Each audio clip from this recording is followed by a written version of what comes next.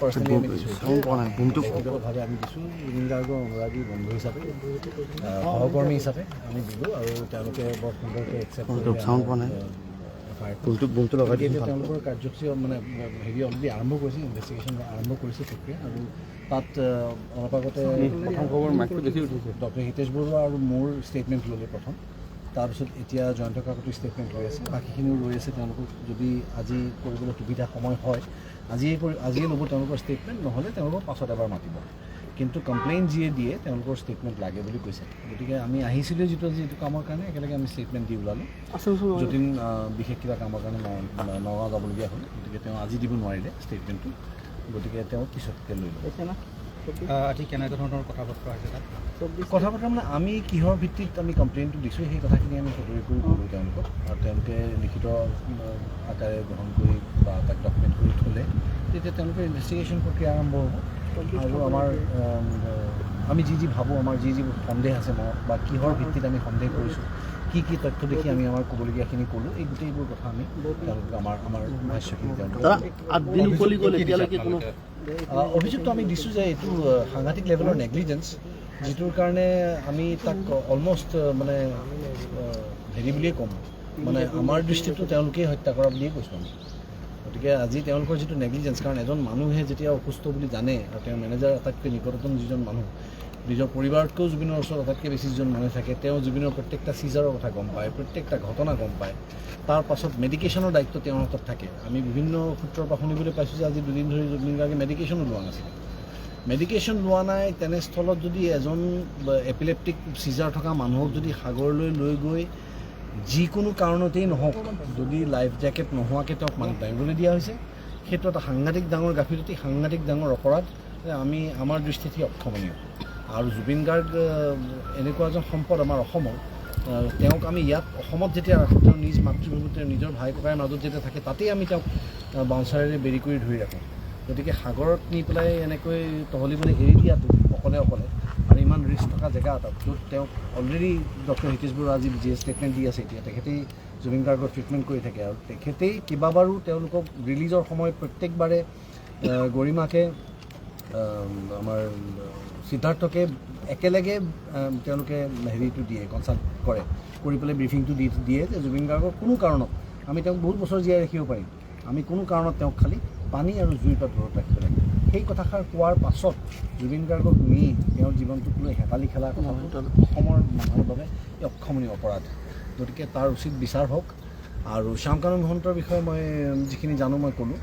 যে তেওঁ ইয়াৰ পৰা যিহেতু এজন অৰ্গেনাইজাৰ ইয়াৰ পৰা লৈ গৈছিলে তেওঁলোকক তেওঁৰ সম্পূৰ্ণ দায়িত্ব আটাইতকৈ ডাঙৰ ছাতিটো আচলতে তেওঁ হ'ব লাগিছিলে যে জুবিন গাৰ্গ ক'লৈ গৈছে কেতিয়া গৈছে কাৰণ তেওঁ পিছদিনাখন তেওঁলোকৰ প্ৰগ্ৰেম আছিল বুলি কোৱা হৈছিল গতিকে আগদিনাখন ছিংগাৰজনে কি কৰি থাকিব আগদিনাখন ছিংগাৰজন ছিকিউৰ্ড হয় নহয় যিজন মূল আকৰ্ষণ গোটেই এনি ফেষ্টিভেলটোৰ সেই মানুহজন ক'ত আছে কি কৰি আছে কেনেকৈ আছে কাৰ তত্ত্বাৱধানত আছে কোনে তেওঁক গাৰ্ড দি আছে এই আটাইবোৰ কথা শ্যামকানু মহন্তই ডেফিনেটলি কেয়াৰ ল'ব লাগিছিল সেইটো নলৈ তেওঁ যিটো গা এৰা দি চলিলে যে তেওঁ ফাইনেন্সিয়েল মিটিং কৰি থাকিলে ঠিক আছে তেওঁ মিটিং আছে তেওঁ বাৰু এৰি থৈ যাব নোৱাৰে তেওঁ থাকক কিন্তু তেওঁ কোনোবা এজন ৰিপ্ৰেজেণ্টেটিভটো আচলতে জুবিনৰ লগত থাকিব লাগিছিল তেওঁৰ হৈ দৃষ্টি চকু ৰাখি থোৱা মানুহ এজন তেওঁ এপইণ্ট কৰিব লাগিছিলে সেইটো নকৰিলে তাত সাগৰৰ মাজত তেওঁলোকে এজন যিখিনি প্ৰবাহী অসমীয়া যিখিনি আছে তাতে আমাৰ তাতে তেওঁলোকৰ এছ'চিয়েশ্যনৰ ল'ৰাকেইজন গৈছে তেওঁলোকে জানে জুবিন গাৰ্গৰ চিজাৰ সেইটো প্ৰত্যেকটা কথা প্ৰত্যেকবাৰে মিডিয়াই আজিলৈকে কাভাৰ কৰি আহিছে তেনেস্থলত তেওঁলোকে উইদাউট এনি মেডিকেল পাৰ্চনেল কোনো ধৰণৰ মেডিকেল পাৰ্চনেল এজন লগত নিনিয়াকৈ কি সাহত তেওঁলোকে তেওঁক সাগৰৰ মাজলৈ লৈ গ'ল সেই কথাটো মই বুজি নাপালোঁ সেইটো কথাও মই কৈছোঁ আৰু যিটো এজেঞ্চিয়ে বা প্ৰাইভেট কোম্পানীয়ে য়টখন ভাড়াত দিছিলে তেওঁলোকৰো এটা কম্পালশ্যন থাকিব লাগিছিলে যে এখন ৱেইভাৰ চাইন কৰিব লাগে সদায় এনেকুৱা ধৰণৰ ৰিস্কি জেগালৈ গ'লে যে তেওঁৰ হেল্থ কণ্ডিশ্যন কেনেকুৱা তেওঁৰ কি কথা শাৰীৰিক কি ধৰণৰ অসুস্থতা তেওঁৰ আছে যাতে তেওঁলোকে প্ৰিকশ্যন ল'ব পাৰে আৰু এনেকুৱা কথা জনা হ'লে মই চিয়'ৰ ছিংগাপুৰ গভৰ্ণমেণ্টৰ নিচিনা ৰেছপনচিবল গভৰ্ণমেণ্টে অন্ততঃ মেডিকেল পাৰ্চন এজন লগত দিলে তে এইবিলাক গাফিলতি কাৰ ভুলত হ'ল কাৰ কাৰণত হ'ল এই কথাবিলাক আমি জানিব লাগিব গতিকে সেইটোৰ কাৰণেই দিছোঁ আৰু শেষৰ যিটো মোৰ অভিযোগ যে আজিৰ তাৰিখত অন্ততঃ জুবিন গাৰ্গ নোহোৱা হ'লে কাৰ লাভ হ'ব সেই কথাখিনি তেওঁলোকক অলপমান মন দিবলৈ দিছোঁ কাৰ কিমান প্ৰপাৰ্টি কাৰ কি কথা কি বাৰ্তা কোন কি ধৰণে লাভৱান হ'ব পাৰে সেই কথা মন দিবলৈ দিছোঁ আৰু শেষত আমাৰ অসমীয়া স্বাভিমানক বুঢ়া আঙুলি দেখুৱাই আমাৰ গালত যিটো প্ৰচণ্ড স্বৰ সলোৱা হ'ল শ্যামকানু মহন্তৰ দ্বাৰা, যে জুবিন গাৰ্গ নোহোৱা হোৱাৰ পাছতো, মুখ্য আকৰ্ষণ বুলি কৈ ইয়াৰ পৰা নিয়াৰ পাছতো, জুবিন গাৰ্গৰ পোষ্টাৰ তাত লগাই থোৱাৰ পাছতো, জুবিন গাৰ্গৰ বিয়োগৰ পাছত যে তেওঁ ফেষ্টিভেলটো অন্য এটা নামেৰে যে তেওঁ কণ্টিনিউ কৰিলে, সেইটো অতি লজ্জাজনক। আৰু সমগ্ৰ বিশ্বৰ আগত তেওঁ আমাৰ জুবিন গাৰ্গৰ যিটো ভেলিউ, সেই ভেলিউটো নৈ কৰিলে। আৰু সেইটোৰ কাৰণে মই তেওঁক তীব্ৰ গৰিহণা দিছোঁ আৰু মই তেওঁলোকক এইটো জাতিদ্ৰোহ বুলি মই আখ্যা দিছোঁ। আৰু শেষত মই এইটো কথাও তেওঁলোকৰ বিষয়ববীয়াৰ লগত আলোচনা কৰিছোঁ, যদিও তেওঁলোকৰ ডিপাৰ্টমেণ্ট নহয়, যে প্ৰতিবাদ কৰিবলৈ গৈ আমাৰ এজন সতীৰ্থ অজয় ফুকন তেওঁ এৰেষ্ট হৈ আছে। গতিকে তেওঁৰ প্ৰতি লিনিয়েঞ্চি ৰাখিবলৈ দিছোঁ, কাৰণ তেওঁ জুবিন গাৰ্গৰ তেওঁক অলপমান শিথিলভাৱে তেওঁক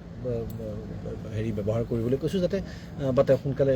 মুকলি কৰি দিবলৈ আহ্বান জনাইছোঁ। কাৰণ তেওঁ জুবিন গাৰ্গৰ নিকটতম এজন ভাতৃপ্ৰতিম এজন ব্যক্তি, আৰু তেওঁ আৱেগিক হৈ কিছু কথা হয়তো কৈছিলে প্ৰৰোচনামূলক, য'ত এনেকুৱা এটা হিংসাত্মক এটা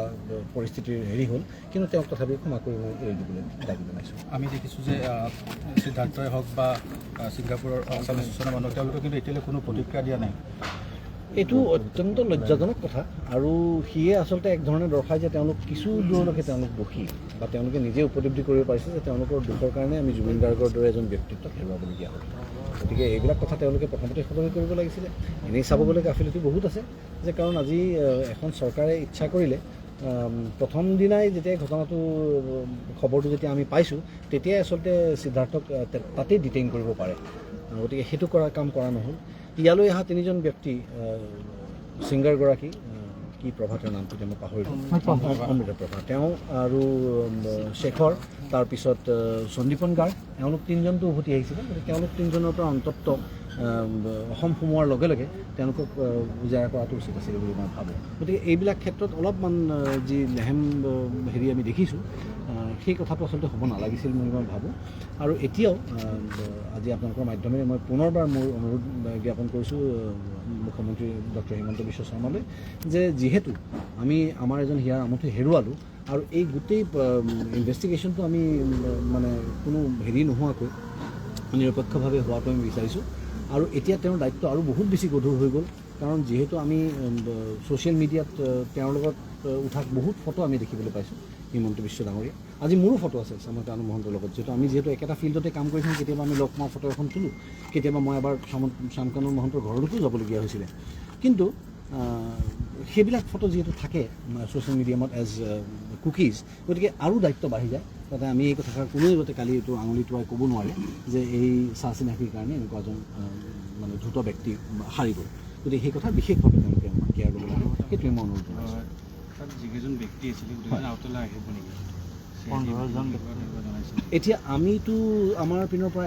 হেৰিখন দিলোঁ, কমপ্লেইনখন দিলোঁ, FIR দিলোঁ। গতিকে এতিয়া তেওঁলোকে যিখিনি বিষয়ববীয়া আছে CID, তেওঁলোকে যিটো উচিত ভাবিব তেওঁলোকে কৰিব। আৰু ডেফিনেটলি মই ভাবোঁ যে ঘটনাস্থলীত যি উপস্থিত